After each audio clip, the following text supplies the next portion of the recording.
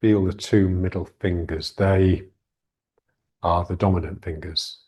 Unless you're pointing like this, when the index finger becomes dominant, it's the middle finger. And feel that extending upwards. And then we just imagine that that is like an image of the spine. So the more the middle fingers direct upwards with your intention, the more the spine stretches up as well.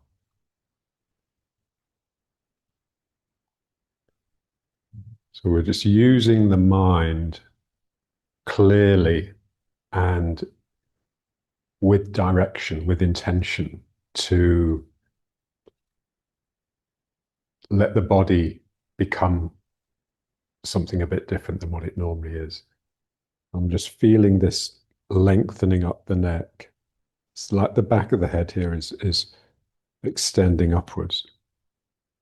So what I want to feel is that direction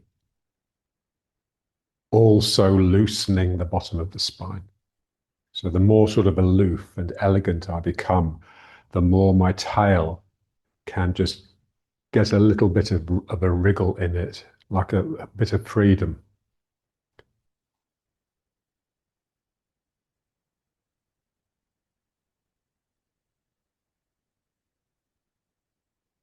And now let's just send the hands up. So just directly upwards and pulling the head back. And then down. And now pulling the head right forwards so you're looking down on top of the fingers. And again.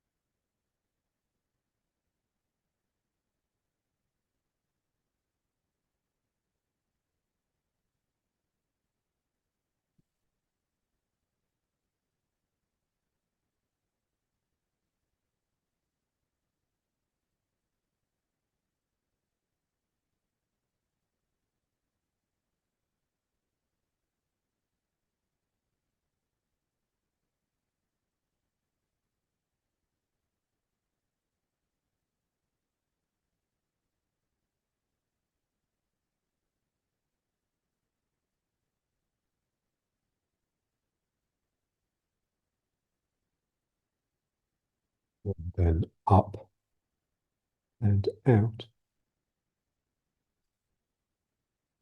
And now just a few head turning.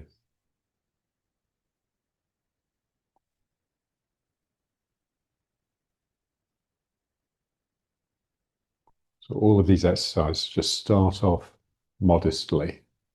And if they want, let them reach into extremes.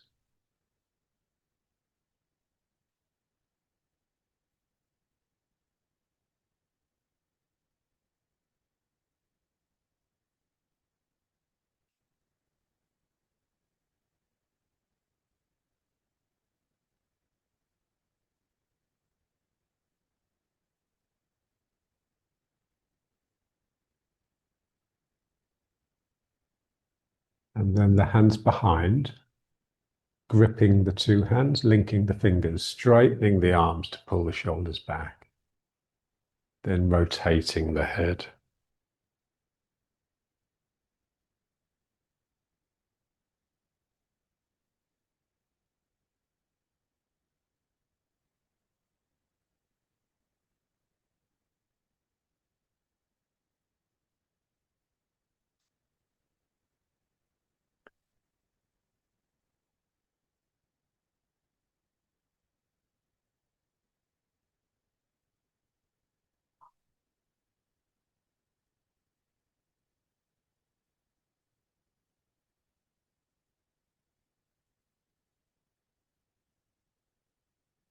And the other way.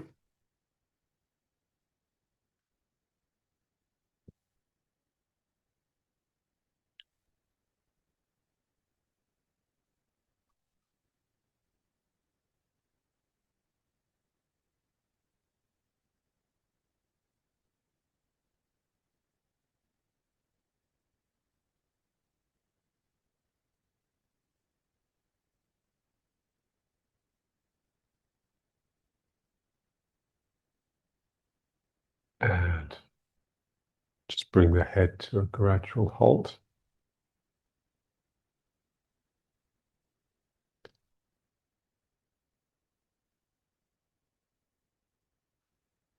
And then releasing the hands, but keeping them behind and holding the elbows. So the two arms are crossing at the middle of the back. And then inclining forwards, trying to keep the spine straight as long as you can. Feel the stretch in the lower back, but be careful. And then squeeze the buttocks to pull yourself back up. And then turning towards the left corner and inclining in that direction. And then back up, squeezing. And then to the right corner.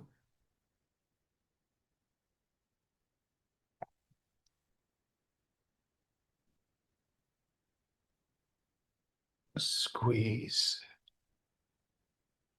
And then let's repeat those. So down the middle again.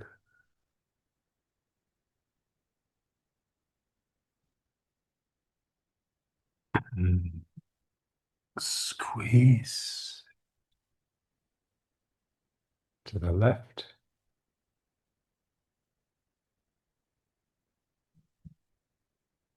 And squeeze to pull up. And then to the right.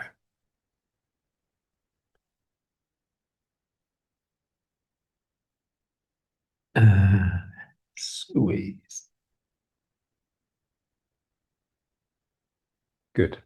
And then the hands round into prayer again. And now reaching. So one hand up and pulling down. Imagine you're actually pulling something into your heart. So pulling the bell rope or plucking the apple off the tree.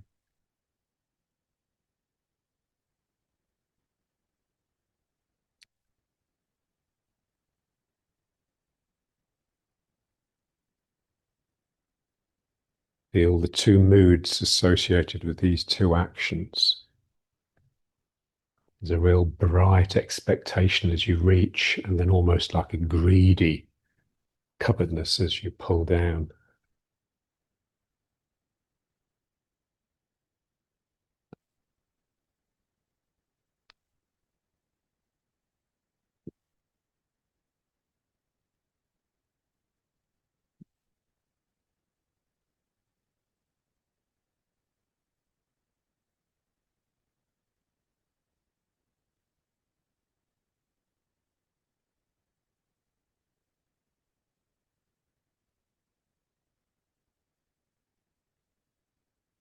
And then reaching forwards,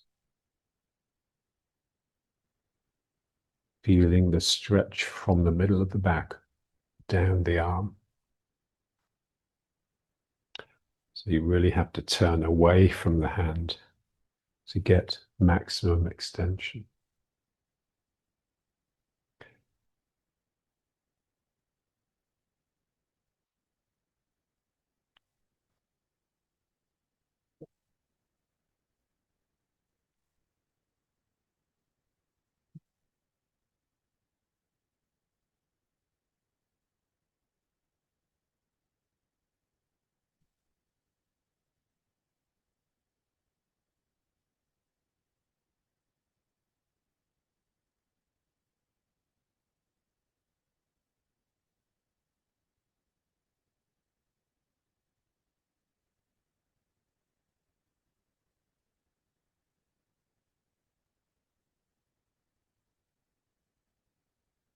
And a few reaching to the side, so real twist now.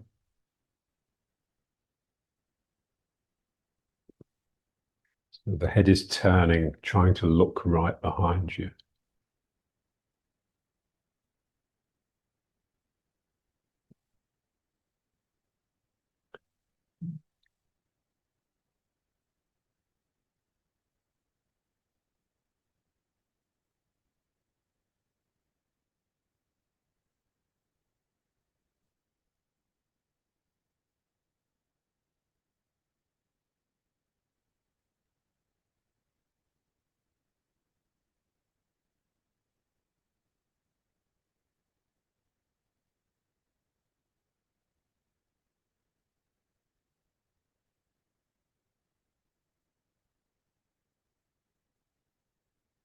Then a couple of the strong stretch. So one hand pulled right behind you, other hand on the opposite knee, and then gradually pulling around. So every time you breathe out, just pull a little bit further around.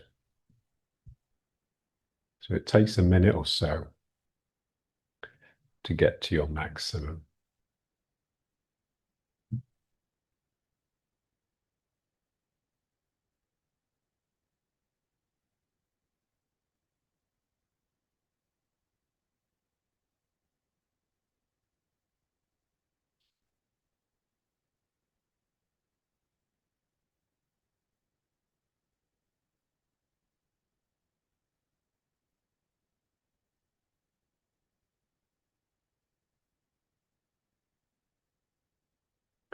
And slowly releasing. And the other side.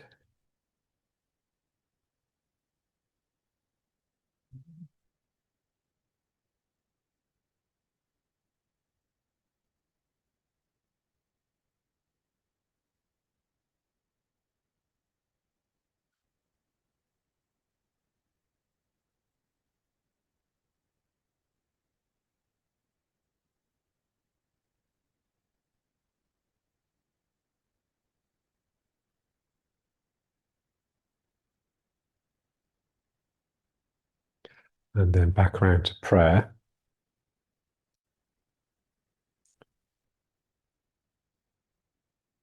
And now a few for the lower down chin. So gripping into the down chin and then pushing it out, pulling it in, pushing it out.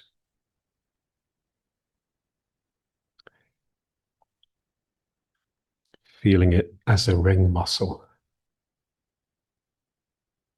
Squeeze it closed and then push it open.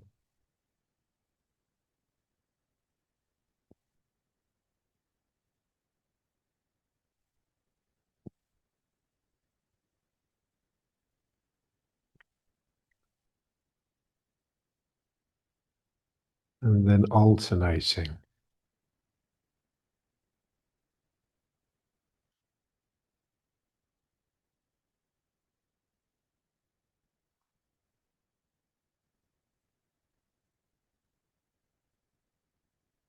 Now you can just visualize it as like little figures of eights in the lower down chin, but we want to get a little bit of muscle. So it is like we're working. So it's very much of the body rather than the mind.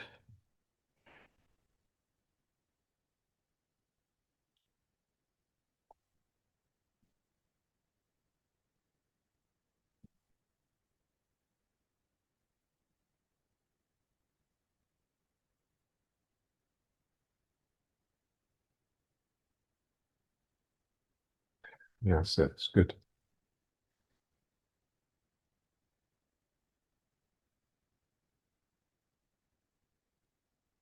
Okay, and then back into prayer.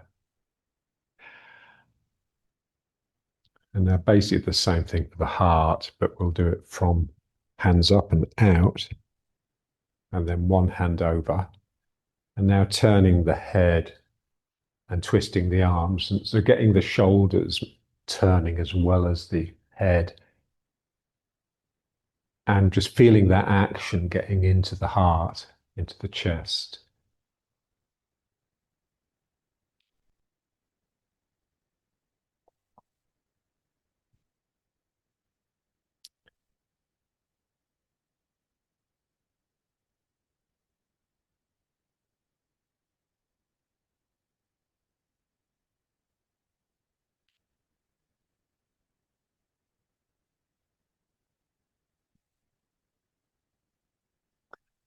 And gradually bringing the hands in and letting the figures of eights become more defined, more explicit.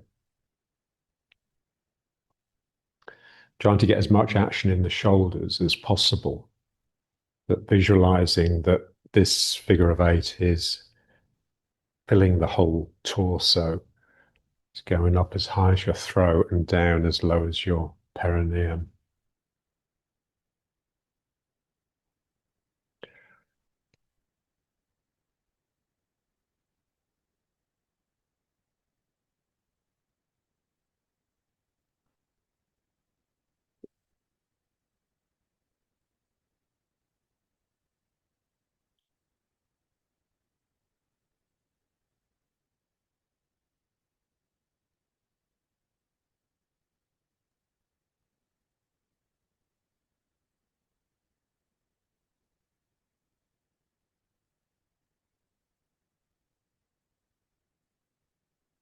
Every time we do an exercise that we've done before, we'd like it to take us somewhere slightly different than we've ever been before, because it's just very good for the spirit to have a feeling that you're progressing, you're moving into new territory rather than just repeating the old. And it can just be very subtly different. It's like seeing the same view for the umpteenth time and like it's the first time. And then gradually reducing the figures of eight. So they're sort of concentrating into the heart, into the heart center.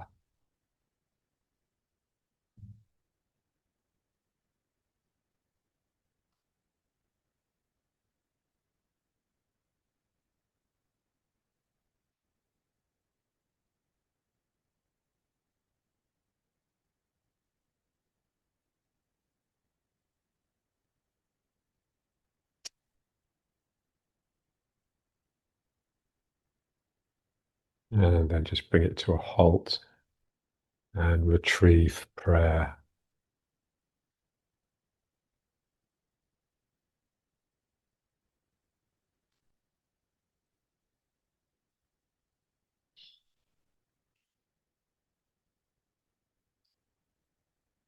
So the heart is, this region. So it has the deep heart, which is like the feminine part, the soft, dark, expansive, and then the upper heart, which is the spirited, masculine, aggressive aspect that's bright and shining out. But all of the centers, the other two dantians as well, they have a similar structure. So they have a bottom part, which is soft and watery, liquid, if you like, and then the top part, which is bright and like gas that's evaporating. So it's particularly, in the head, you feel it here. So you've got the point on the front, almost like the front brain, that's thinking and active in that sense. And then the back lower brain, which is all those deep instinctual memories from when we were little fish swimming in the sea.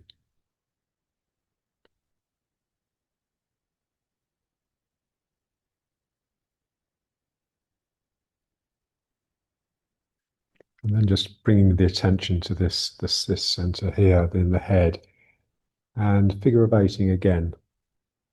It's the middle fingers that are tracing the figure of eight, and your hands are revolving around the middle of fingers.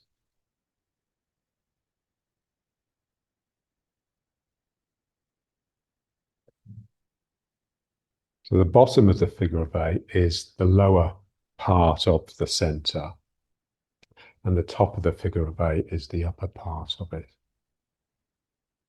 So when you do the figure of eight, the bottom, as you go around the bottom, it feels very different than when you go around the top. You just want to feel that. That's basically how the difference between the top and the bottom of the center feels.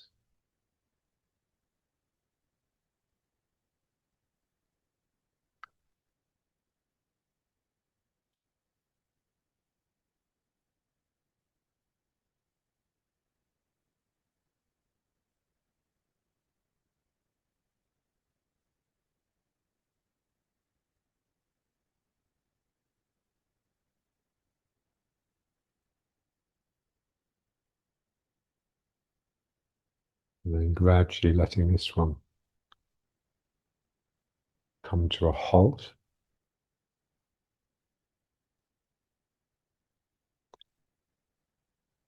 There's a sense that they just want to get smaller and smaller, but never actually stop. And they never do actually stop. It's just my hands stop. But these figures of eights are going on all the time.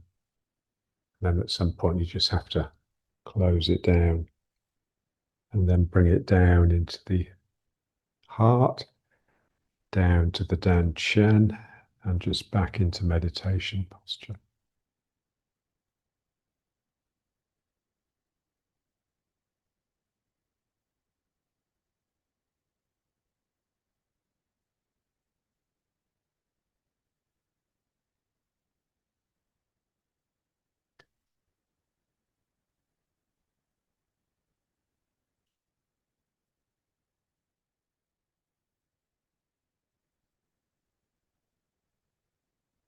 Let's just start with the feet quite close.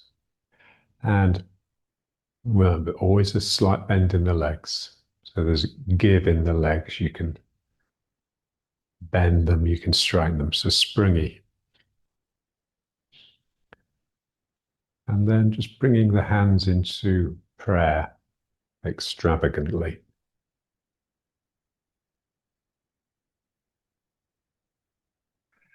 And then the hands up and out to the side. Just keep the arms straight. So what we want to feel is this feeling of something coming from the Danchen up your body and then down each arm.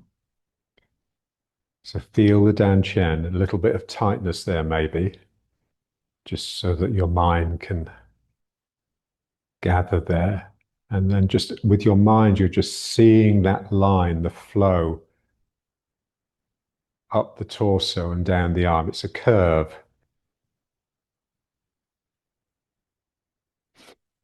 So there's a sense that the two hands are trying to push apart from each other.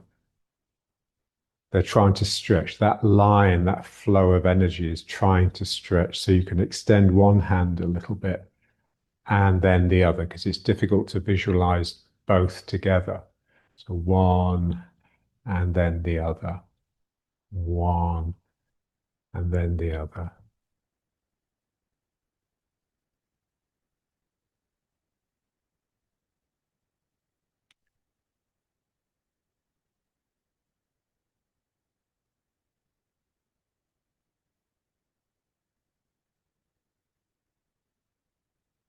And then just bringing the arms. So keep that feeling of the arms stretching, but they stretch into the ward off curve. So like riding horse. And now we just step one foot out and then the other foot out. And we're in riding horse.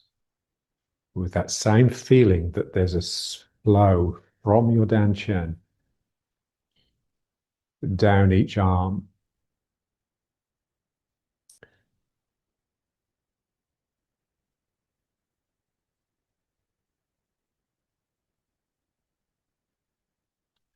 And now just relaxing the arms and just moving gently from leg to leg.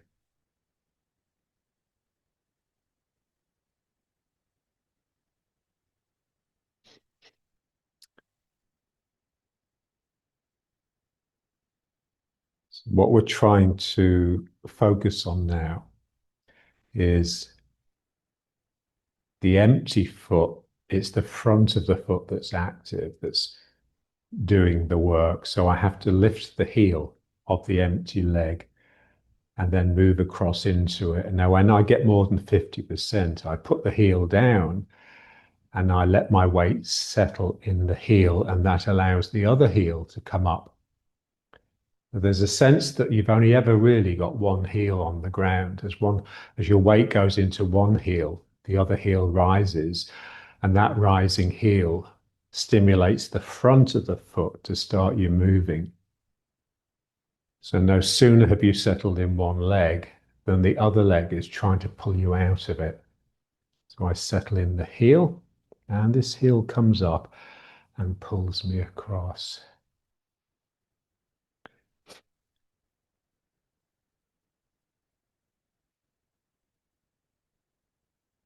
It's difficult to, I find it anyway, difficult to settle into the heel.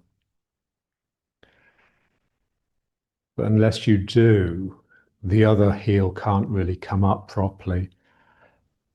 So I settle down into this heel and that allows this one to come up. That's it. Just let your body lean. This is the rationale behind the sumo leg stamping, where they lift one leg high and really let their torso lean to the side. It just encourages me to get into this heel, and then this foot can almost come off the ground completely. For our purposes, we just lift the heel, and that will encourage the toes and the ball of the foot to grip And it's that that starts me moving back into it.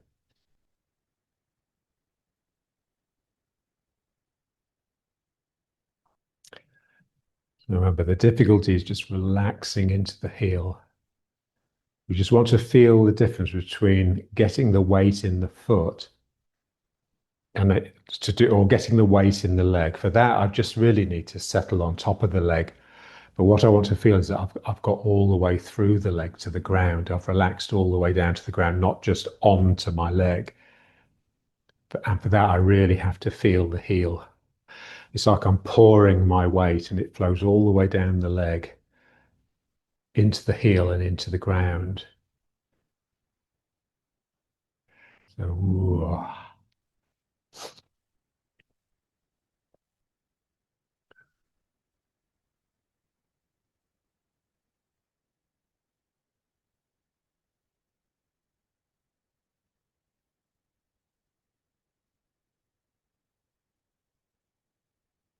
That's good. And then just start turning with it.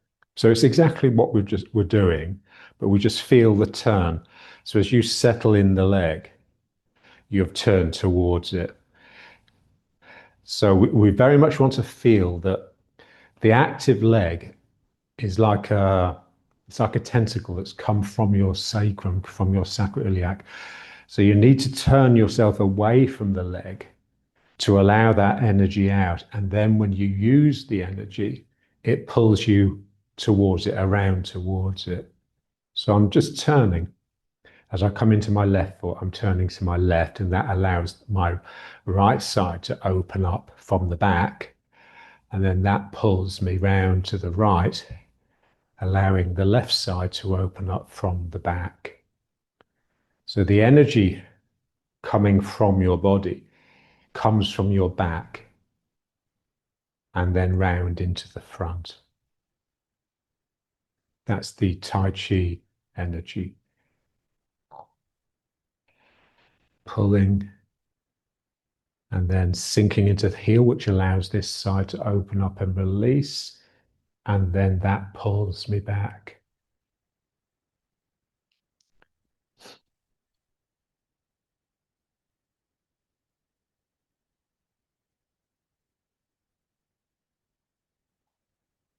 So all of these things, I just want to feel that if I wasn't so tense and frightened and badly programmed, then this would be happening naturally. We're not trying to do anything out of the ordinary, really. We're just trying to stop getting things wrong. So break bad habits.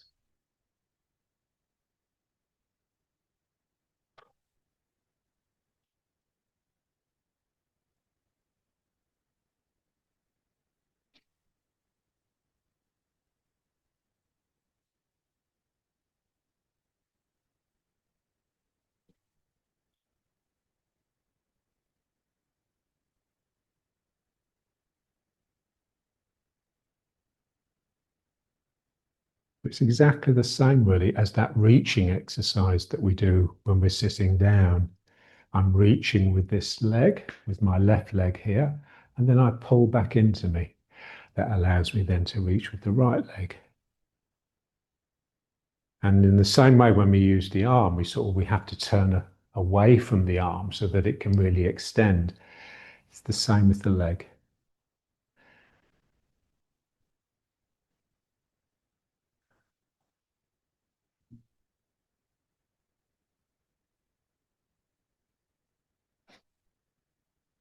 Okay, and then just around to riding horse.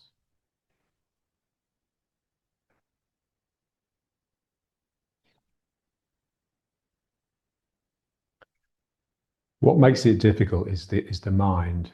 We have to find the right sort of mind. So we're all control freaks. So we've developed from a very young age a mind that makes things happen the way we want them to. And so we equate happiness with things going my way. So we're trying to get a different mind. in Tai Chi, just trying to get a mind that just stands back and just watches the proceedings. And every now and then, when it sees it getting out of balance, it just reaches in and just touches gently to right the balance. That's the sort of mind we want. It's almost like there's three minds.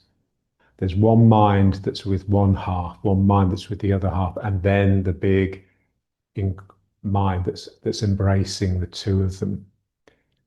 And that's what we're establishing when we settle into riding horse, the feeling that the arms and the legs are both embracing a space. And then just coming off the heels and letting the tail extend backwards and feeling the upper heart, the thymus, getting active and fiery.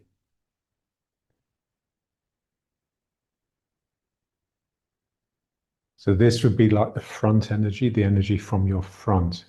What the exercise we were just doing, going from side to side and riding horse, very much the energy from your back that's doing the moving.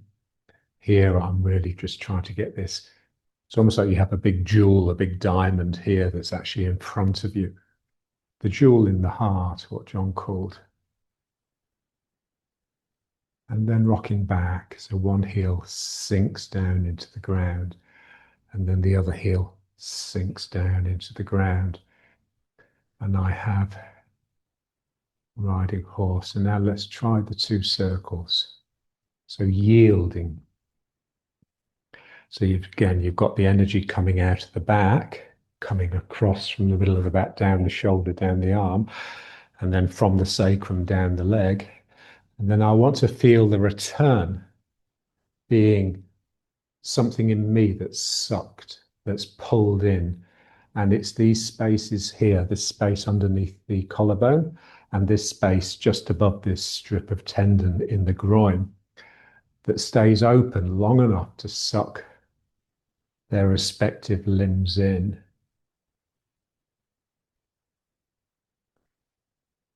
So again, it's knees and elbows. So my knee goes out, my elbow comes up, and that opens that soft, empty space that draws in the hand and effectively the foot.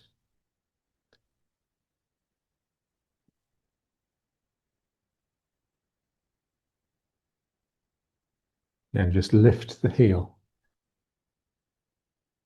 and then slowly come into the foot. So we just have to delay the movement of the weight.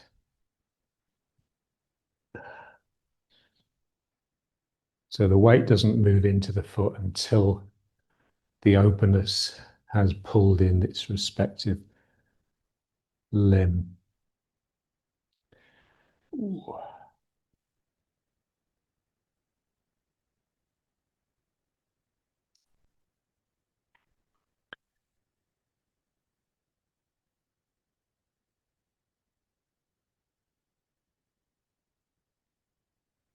So to start with, we need a mind that is just making sure it's right, making sure we understand what we're meant to be doing, and just making sure that we are doing it and not cheating or not chickening out. But then we just relax that and let the big inclusive mind come to the fore. So you've got it's like the yin yang symbol. The circle contains the two fish. So to start with, I'm making sure the two fish are doing their thing, but then I just settle into the circle itself.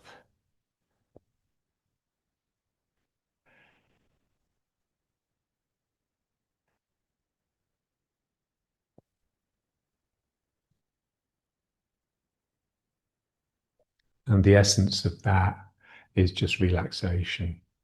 This all comes back to relaxation. The reason we get things wrong is because we're tense.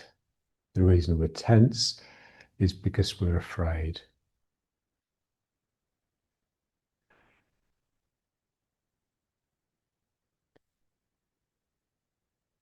So, like it says in the Kabbalah, the opposite of love is not hate, it is fear.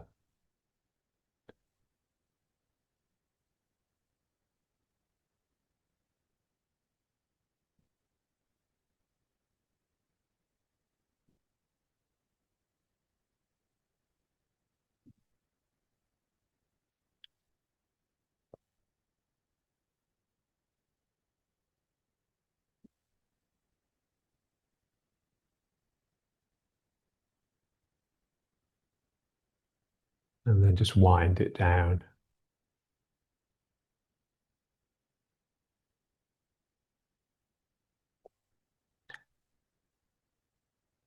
And so we just want this feeling that when we stop the thing, there's a sense that somewhere it's still going on. So it's always possible to reconnect to that feeling, that energy, without actually having to go through the palaver of actually establishing it all again. And then just let it become the figure of eight exercise. So everything reduces to this really. Feel the two parts of the figure of eight, the top circle, which is reaching up, but then the bottom circle, which is reaching down. They both feel very different from each other.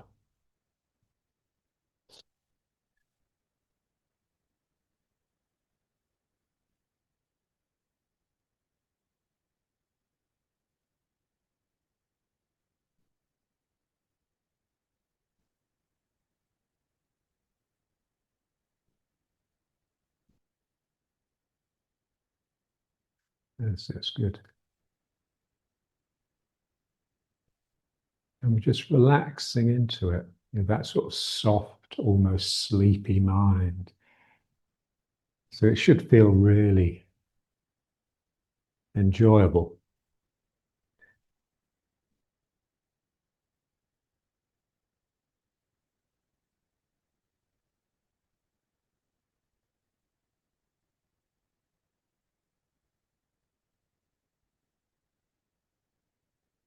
And then reducing that.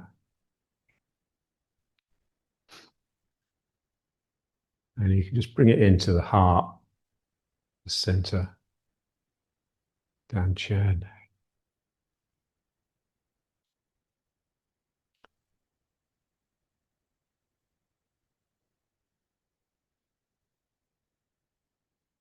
And then bring it up.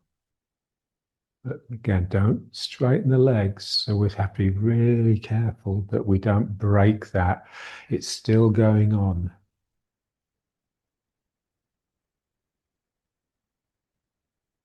Good.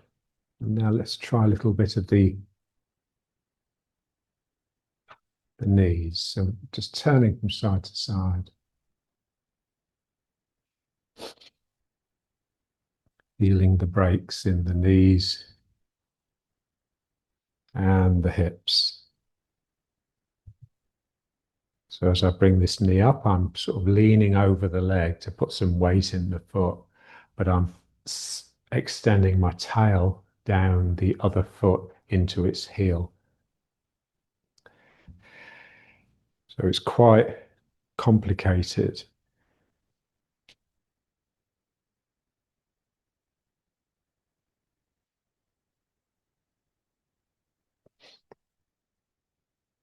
But what the movement of the tail, really, it's really, you're flicking around your bum like this. It's a lot of action in the lower back and the sacrum and the tail. So it feels free. It's got sort of, it can move and express by moving.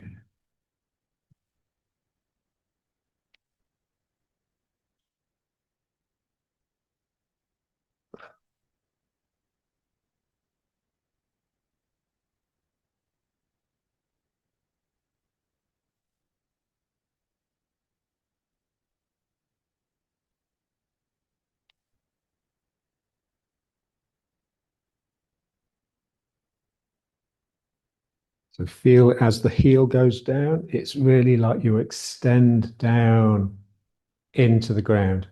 So I'm sort of injecting into the heel as I put my heel down. It's not just settling upon the ground, it's trying to inject into the ground.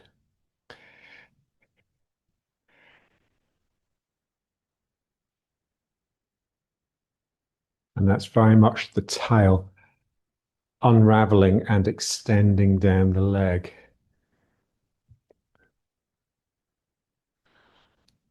Okay. And now let's just step to the side. So bringing the weight into the foot. So to start with, have your weight in the other foot to start with. Okay, so the foot goes down, or the front of the foot goes down. So I'm pulling with the toes and the front of the foot, and that starts me moving. And then the heel goes down, and now I really settle and inject into the heel, and that enables the other foot to come up. And then I step out with that. But as I step out, I'm sort of turning the other way. So if I'm stepping with my left foot, I'm sort of turning to the right a bit to get this feeling that the leg is extending from the back. And then you get a bigger step. And then I come into the foot by circling around it. And then I circle this foot and bring it in. So have the weight in the right foot now. Now pulling yourself into the left foot, injecting into the heel, bringing up the right foot, stepping out, just a very subtle turn this way to get this feeling that it's a tentacle from your sacrum that's reaching out. And then you circle, circle, and bring the foot up. And then just straighten the leg. Okay. So I pull. When you pull with the foot, you're pulling with the foot to pull your weight into the leg. But there's also a sense that you're drawing energy up from the ground. So when I put this foot down and I start pulling with it, it's like I'm pulling the ground up, and then my heel goes down, and then I'd really drive down into the ground from my heel.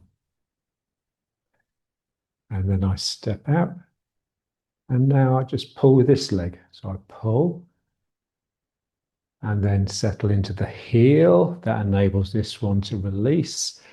And now instead of using the leg to pull myself back into it, I just pull it off the ground and step up. So pulling the ground up with the left leg. And then at the last minute, you drive down with the heel, stepping out, turning slightly this way, and then pull front of the foot, pulling, and then feel the heel down into the heel, enables this heel to come up. And now just bring the front of the foot off the ground as well. We just want to feel this rocking.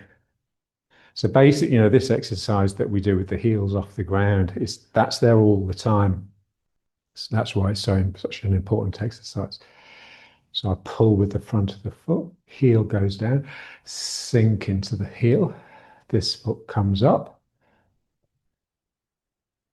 And then I step out and just feel it extending from the back, and then pull, settle into the heel, and this foot can come up.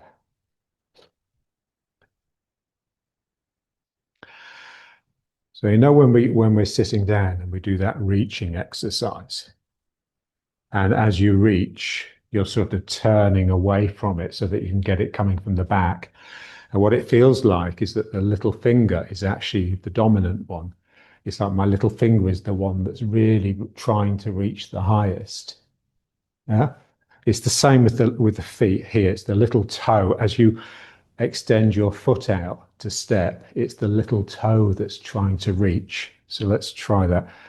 So I'm pulling with the front of the foot. The heel goes down. I settle into it. That enables this foot to come up. And then I step out to the side. It's like my little toe is trying to get really stretched. And then that little toe grabs the ground, like it hooks into the ground.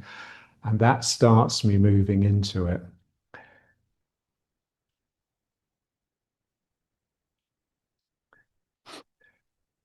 So pull, sink into the heel, step, little toe, and pull, sinking into the heel enables this foot to come up. So the little toes, little fingers, they're quite vestigial. So we really want to wake up that part of the mind that is affected by them. So I pull myself into the foot, the heel goes down, I inject into the ground, and then this goes out. It's the little toe. Something really has to brighten. It's like all these spines. Imagine you're a hedgehog and all your spines have stood up on end. And then you pull, settle into the heel, and that enables the other foot to come off the ground and step up. So pulling the ground up, injecting through the heel into the ground, stepping out, turning this way a little bit to get it coming from the back, really stretching my little toe, and then hooking the little toe, pulling myself into the foot, sinking into the heel, which enables the other heel to come up, and I step up with it. Okay, a couple more. So pulling, sinking into the heel, extend out little toe, ooh, and pull into the heel, enables this heel to come up, and then I lift the toes. And one more. Pull, heel, foot comes up, really stretching out, and little toe hooks into the ground. Ooh, and I pull with it, and then I sink into the heel, enables this heel to come up, and then the leg comes up. Okay, great. So let's finish. Let's just bring it to riding horse.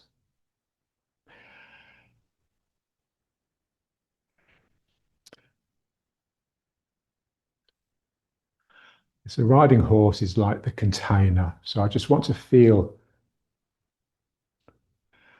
I'm now containing all of those exercises in a tiny way. They're all still going on. And I'm just here. And it's like you're like a mother hen with a large brood. And you're just keeping a little watchful eye on each of your babies and just allowing them to flourish. And then just step up. Again, remember, don't straighten the legs completely. Still got that elastic pull, especially upon the sacrum.